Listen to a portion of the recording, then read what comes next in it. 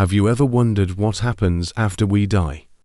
For thousands of years, one civilization gave an answer so powerful, it still echoes in our world today. This isn't just a story about a god. It's a story about the ultimate comeback, the king who had to die to truly begin his reign. This is the story of Osiris. Imagine ancient Egypt, a land flourishing under a benevolent king.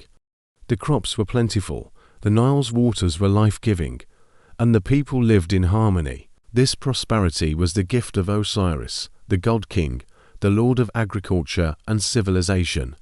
He was the one who taught humanity how to live, how to build, how to create.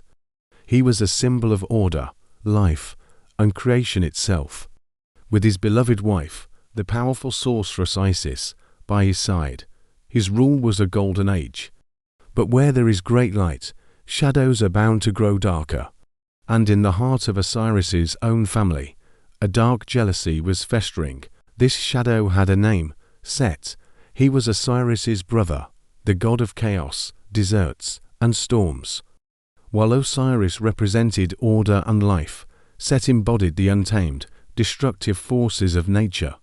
He watched his brother's kingdom thrive, saw the adoration in the eyes of gods and mortals alike, and his envy turned into a murderous rage. He couldn't stand to live in Osiris's shadow any longer.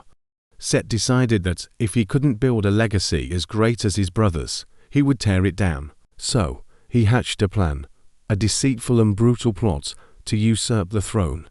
Set commissioned a magnificent chest, a sarcophagus of incredible beauty, decorated with precious woods and metals. He had it crafted precisely to Osiris's measurements. During a grand feast attended by all the gods, Set unveiled his creation and announced a game.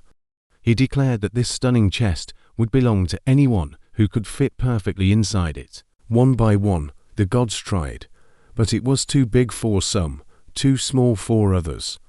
Then, it was Osiris's turn. Unsuspecting of his brother's treachery, he lay down inside the chest. It was a perfect fit. The moment Osiris was inside, the mood shifted. Before anyone could react, Set and his conspirators slammed the heavy lid shut, sealing it with lead. The laughter and music of the feast were replaced by the sounds of a hammer as they nailed the chest closed, transforming it from a prize into a coffin. They carried the chest to the Nile and cast it into the river, sending the king of life drifting towards his death. The current carried Osiris far away, and with him, the golden age of Egypt seemed to sink beneath the waves. But Set's hatred was not satisfied. He knew that as long as Osiris's body existed, there was a chance for his magic to be undone. He eventually found the sarcophagus and, in a final act of desecration, he dismembered his brother's body into 14 pieces. He then scattered these pieces across the length and breadth of Egypt, from the fertile delta to the barren deserts, ensuring that Osiris could never be made whole again. With Osiris gone, and his body desecrated, chaos reigned. Set seized the throne, and a dark era began. But Set underestimated one crucial thing, the power of love. Isis, Osiris's devoted wife, was heartbroken but not defeated. Her grief was a fire that fueled an impossible quest.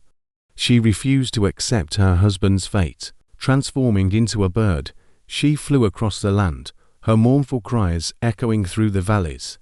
She searched tirelessly for every piece of her beloved. She waded through treacherous swamps, crossed scorching deserts, and navigated the winding Nile. With the help of her sister, Nephthys, she began to find the scattered fragments of Osiris, one by one.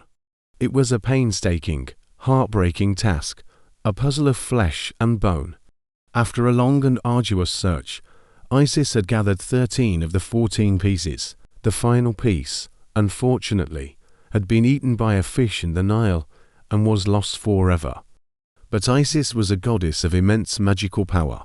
Using her divine abilities and ancient spells, she fashioned a replacement for the missing part and carefully reassembled Osiris's body. She wrapped him in linen bandages, performing the very first mummification ritual. Breathing life back into his form with her magic and the flutter of her wings, She achieved the impossible. She resurrected him. However, Osiris did not return to the land of the living as he was before. Having passed through the gates of death, he could no longer rule over the mortal world. But his journey wasn't over. It had just taken a new, profound direction. He was reborn, but not into our world. He descended into the Duat, the Egyptian underworld. There, he didn't become a forgotten shade or a wandering spirit. He became its undisputed king. His death and resurrection had given him power over the ultimate mystery. He became the Lord of the Afterlife, the judge of all souls. His appearance changed to reflect his new domain. His skin, once the color of a living man, became green, representing not decay, but the eternal cycle of vegetation, death, and rebirth. He was the promise that life could spring forth even from the darkness of the grave. He held the crook and flail, symbols of kingship and fertility, demonstrating that his rule was still absolute, just in a different realm. He became a beacon of hope for all Egyptians. They now believed that death was not an end, but a transition, a journey to the Hall of Truths, where they would meet Osiris. In his subterranean kingdom, Osiris presides over the final judgment. When a soul arrives in the underworld, it is brought before him. Their heart, believed to be the seat of their conscience and memory, is weighed on a great golden scale against the feather of Mat, the goddess of truth and justice. If the heart was heavy with sin, deceit, and evil deeds, it would outweigh the feather. That soul would then be devoured by the fearsome creature Ammit, ceasing to exist forever. But if the heart was light, balanced by a life of honesty, kindness, and integrity, the soul was declared true of voice and granted entry into the field of reeds, the Egyptian paradise. So, you see, the story of Osiris is more than just a myth about a betrayed king. It's a profound exploration of life, death, justice, and rebirth. It's a testament to the idea that even in our darkest moments, even when we feel broken and scattered, there is a potential for renewal, for a new kind of strength. Osiris became the ultimate symbol of hope, proving that death was not something to be feared, but a gateway to eternity. His story taught an entire civilization that what truly matters is not how you die, but how you live. The legacy you leave behind is the weight of your heart. This narrative became the cornerstone of Egyptian belief for millennia, influencing their art, their rituals, and their entire philosophy of life. The pyramids, the Book of the Dead, the elaborate mummification process, all of it was born from the promise of Osiris. The promise that a just life leads to an eternal one.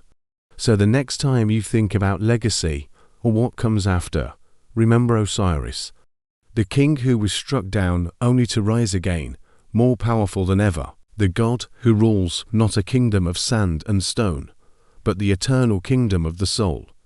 He's a reminder that every action we take, every choice we make, is being weighed, not by a fearsome demon, but by a king who understands sacrifice and promises rebirth. Thank you so much for joining me on this journey into ancient mythology. If you enjoyed this story and want to uncover more secrets from the past, don't forget to like, subscribe, and hit that notification bell. Let me know in the comments which myth you want to explore next. Until then, live a life that makes your heart as light as a feather.